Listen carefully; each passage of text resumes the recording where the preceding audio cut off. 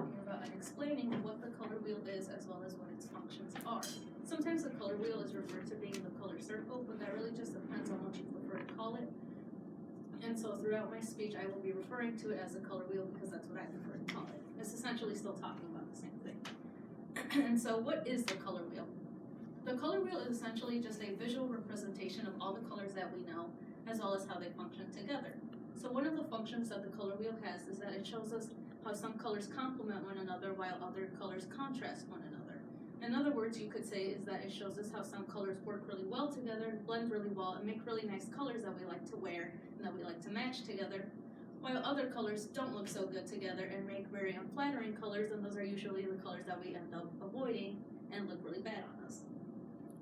But the main function of the color wheel is to really show us the different relationships that colors have with one another, as well as how these relationships function with one another. And so throughout the speech, I will be talking about the relationships such as the primary, secondary, and tertiary color relationships, as well as what color temperature is within the color wheel. And so your primary colors are known to be the red, yellow, and blue colors that we know.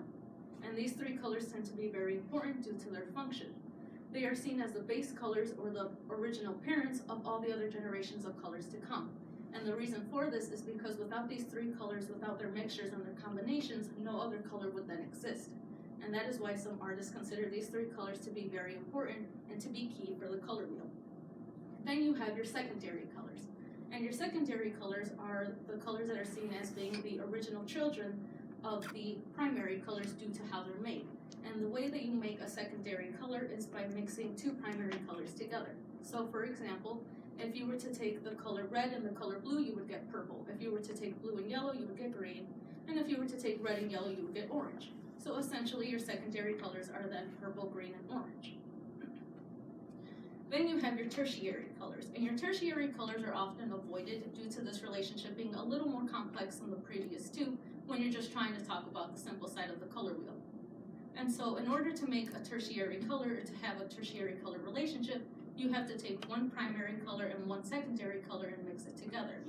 So for example, if you were to take the primary color red and the secondary color orange and mix it together, you would end up with the tertiary color known as red-orange. However, it only counts as a tertiary color if the primary and secondary color are next to each other on the color wheel. If they were in a different position, such as across from one another, like the color red, and a different secondary color like green, that would be a completely different relationship and would not count as being tertiary.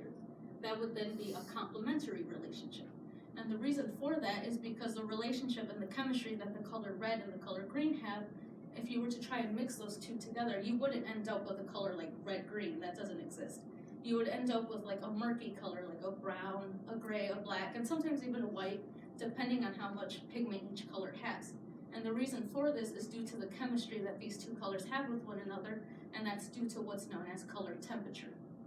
And so color temperature is essentially a category of placement for the colors within the color wheel. And you have two sections. You have your warm tones, and then you have your cool tones. Your warm tones are those that are related to the color red, or that sit closest to the color red, such as yellow and orange. And your cool tones would then be those colors that are related to the color blue, or that sit closest to the color blue, like green and purple.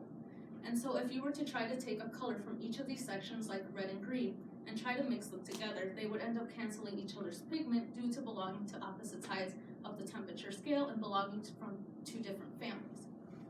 In the end, it's important to remember that the color wheel is very ambiguous. So it may look different depending on who's using it. Some people like it more complex because it shows the colors in more detail and shows more mixtures between colors, while other people like it more simple because it's easier to read and easier to understand and comprehend what it is that you're looking at. Overall, the color wheel has the same function no matter how complex or how simple it might be, and that's really to just show us the different relationships that colors have with one another, like how some colors work really well to make really pretty colors, while other colors don't work so well and make very ugly colors.